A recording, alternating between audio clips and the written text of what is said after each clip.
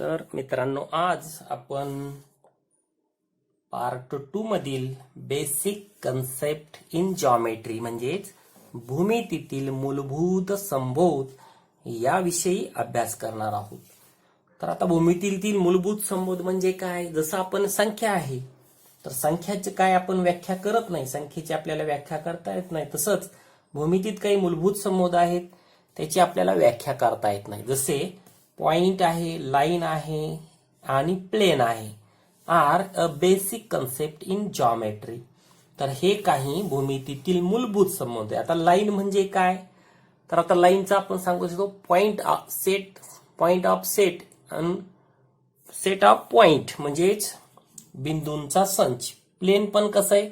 Set of points म्हणजेच बिंदूंचा संच असतो. म्हणजेच हे तीनही आपल्याला हे बेसिक कन्सेप्ट म्हणून आपण घेतलेला असतो. त्यामध्ये आपल्याला पहिला पॉइंट पाहायचा आहे coordinate of points and distance, म्हणजे बिंदूचे निर्देशक व त्या बिंदूतील अंतर. आता या ठिकाणी आपण एक नंबर लाईन घेतलेली आहे. आपला 0 आहे, इथं आहे पॉइंट O. 0च्या राईट साइडला पॉझिटिव्ह नंबर्स असतात म्हणजे धनसंख्या, 0च्या डावीकडं निगेटिव्ह नंबर्स म्हणजेच ऋण संख्या आपण दर्शवत असतो. आता आपण या ठिकाणी जर पाहिलं तर आता आपल्याला काय दिसेल इथं? आता काही पॉइंटला आपण इथं अक्षर जोडलेले आहेत. जसं -4 आहे, याला आपण A आहे लिहिला इथं. -2 हा B पॉइंट दर्शवेल. त्यानंतर C साठी -1 दर्शवतो.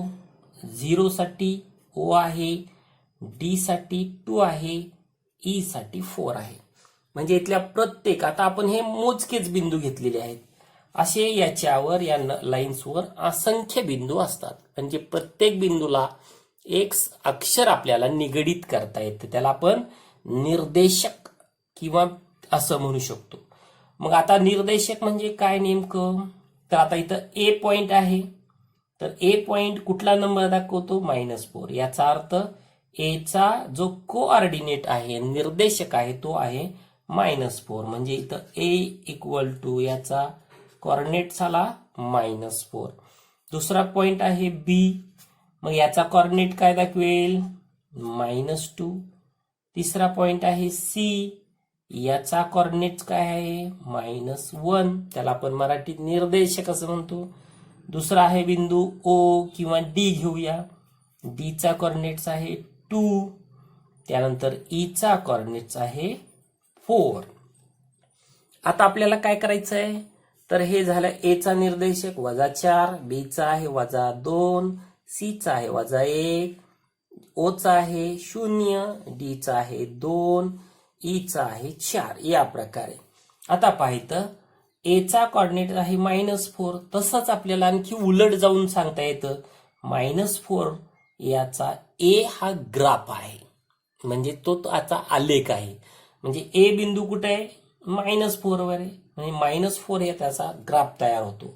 आता आपल्याला पाहायचं या बिंदूमध्ये असणारं डिस्टन्स. आता ते कसं काढायचं पहा. आता आपल्याला कुठले बिंदू घ्यायचे? समजा A आणि D बिंदूतलं डिस्टन्स काढायचंय. मग आता तिथं आपण घेऊया फाइंड डिस्टन्स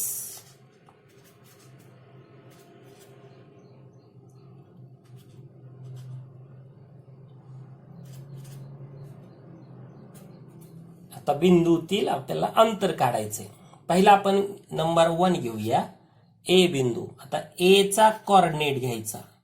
A चा कॉर्डिनेट आहे -4 आणि दुसरा घेऊया आपण पॉइंट D. याचा कॉर्डिनेट किती आहे? 2. आता आपल्याला हे A आणि D मध्ये किती अंतर आहे हे शोधायचंय. मग आता इथं आपण लिहूया डिस्टन्स AD, म्हणजे A आणि D मधलं अंतर. तर सुरुवातीला काय करायचं? ह्यामधले अंतर घेत असताना आपल्याला इथं मोठ्या अंकातनं छोटा अंक वजा करायचा आहे, ते लक्षात घ्यायचं. आता -4 आहे, हे +2 आहे, यामध्ये मोठा कोण आहे? 2. आता 2 मायनस सेकंड नंबर आहे -4. आता इथं 2 चिन्ह जवळ यायलेत, त्यामुळं पुढचा अंक आपण ब्रॅकेटमध्ये टाकला. मी इथं आलं 2. आता मायनस हे ब्रॅकेटमध्ये मायनस आहे, मायनस इंटू मायनस काय होईल प्लस 4 आणि याची बेरीज केली ते येईल 6 म्हणजे डिस्टन्स एडी हे आलेलं आहे 6 युनिट म्हणूया आपण, एकक म्हणायचं. आता आपण लक्ष दिलं तर हे बरोबर हे आहे का आपण त्या नंबर लाईनवर बघायचं. बघा आता ए पासून डी पर्यंत आपण जे युनिट आहेत किती येतात ते मोजूया. बघा इथून इथपर्यंत आलं 1 2 3 4 5 6. बघा आपण इथून एडी अंतर जे काढलेलं आहे 6 युनिट आपल्याला या ठिकाणी मिळालं. आपण दुसरं एक एक्झाम्पल घेऊया. आता दुसरं एक्झाम्पल घेत असताना आपण इथला घेऊया बी पॉइंट, त्याचे कोऑर्डिनेट घेऊया आपण बी चे -2 आणि दुसरा घेऊया पॉइंट घेऊया ई, याचे कोऑर्डिनेट्स शोधूया आपण, ते आहेत 4. मग आता इथं आलं डिस्टन्स बीई इक्वल टू, आता इथं -2 आहे, इथं 4 आहे, यामध्ये मोठा कोण आहे 4 मायनस छोटा कोण आहे -2, म्हणजे इथं काय आलं 4 मायनस इंटू मायनस म्हणजे वजा गुणिले वजा अधिक 2 म्हणजे हे पण किती आलं 6. म्हणजे डिस्टन्स बीई इक्वल टू आलेलं आहे 6. आता आपण बी आणि ई मध्ये पहा 1 2 3 4 5 6 आलं 6 एकक अंतर. आता आपण त्याच्या पुढचा भाग पाहूया बिटवीन एस, म्हणजे त्याला आपण मराठीत दरम्यानता म्हणतो. यामध्ये तुम्हाला 3 प्रकार दिसतील. 3 प्रकार काय आहेत आपण आकृतीत पाहूया. इथं पहा, एक पी आणि क्यूच्या आर च्या दरम्यान क्यू असेल, दुसरं पी आणि क्यूच्या दरम्यान आर असेल, तिसरं क्यू आणि आर च्या दरम्यान पी असेल. आता आपण पहिल्या आकृतीवरनं पाहूया. पी आणि आरच्या दरम्यान जर क्यू असेल तर तिथं आपल्याला काय दिसू शकतं, distance P R equal to distance P Q plus distance Q R. मग याच्यावरून आपण ओळखू शकतो की P between Q between R. आता हे ओळखायचं पण सोपं साधन आहे. पहा आता ज्या दोघांची बेरीज केली आहे यामध्ये कॉमन पॉइंट कोणता आलाय क्यू, तो मध्ये टाकायचा आणि इतर जे 2 बिंदू असतात ते साईडला टाकून द्यायचे, म्हणजे बिटवीन एस आपल्याला दिसतो. आता आपण फिगर 2 मध्ये पाहूया. काय दिसेल आपल्याला, पी आणि क्यूच्या दरम्यान आर आहे, म्हणजे आता लांब कोणतं झालं पी क्यू, म्हणजे इथं आलं distance P Q equal to काय येईल distance P R plus distance Q R. आताच पहा मगाच्या सारखंच ह्या दोघांची बेरीज आहे, तर यामध्ये कॉमन पॉइंट कोणता आहे आर, तो मध्ये घ्यायचा आणि उरलेले 2 पॉइंट साईडला टाकून द्यायचे, म्हणजे इथं काय आलं P between R between Q. तिसऱ्या फिगर मध्ये आपल्याला याच प्रकारे दाखवता येईल, म्हणजे इथं काय येईल distance Q R equal to distance P Q plus distance P R. इथं पण पहा कॉमन कोण आहे पी आहे का पी मध्ये, म्हणजे इथं Q between P between R. या प्रकारे आपल्याला हे दरम्यानता म्हणजेच बिटवीन एस हे दाखवता येतं. आता हे बिटवीन एस आपण जर उदाहरण दिले किंवा त्याच्या अंतर दिले तर त्यावरनं कसं शोधायचं ते पण आपण बघूया. एक उदाहरण घेऊया म्हणजे लक्षात येईल. आता इथं पहा एक उदाहरण घेतलेले आपण example, distance A B 5, distance B C 11 and distance A C 6. Which of the points is between 2 numbers, म्हणजेच कोणता बिंदू हे त्या दिलेल्या दुसऱ्या 2 बिंदूंच्या मध्ये येणार आहे. आता इथं सगळ्यात मोठं कोणतं आहे बी सी 11 आणि लहान कोणते ए बी आणि ए सी. जर आपण त्याची बेरीज केली तर ती किती येते 11, बरोबर आहे. म्हणजे इथं काय आलं distance A B plus distance A C equal to 5 plus 6 equal to 11, बरोबर आहे.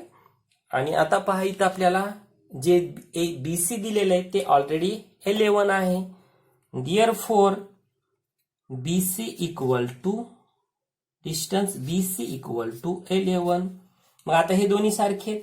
Therefore काय आलं मग, distance BC equal to distance AB plus distance AC.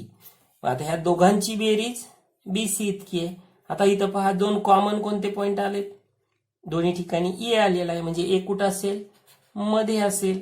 आणि उरलेले दोन कोणता, बी आणि सी याच्या साईडला. म्हणजे इथं काय येईल, B between S, A between S C. म्हणजे ए हा बी आणि सी च्या दरम्यान आहे.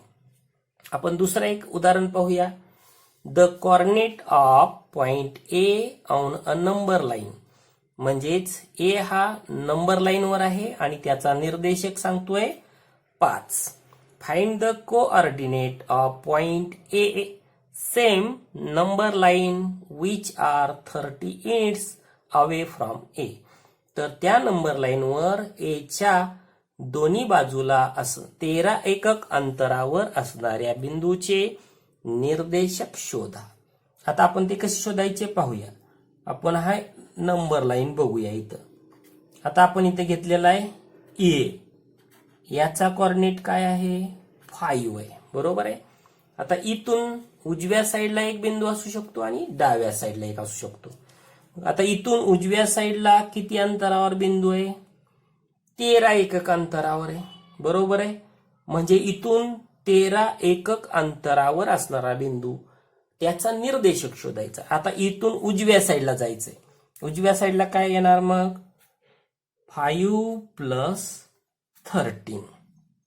आता 5 प्लस 13 म्हणल्यावर किती आलं हे, 18. म्हणजे इथं जो निर्देशक आहे तो किती असेल, 18.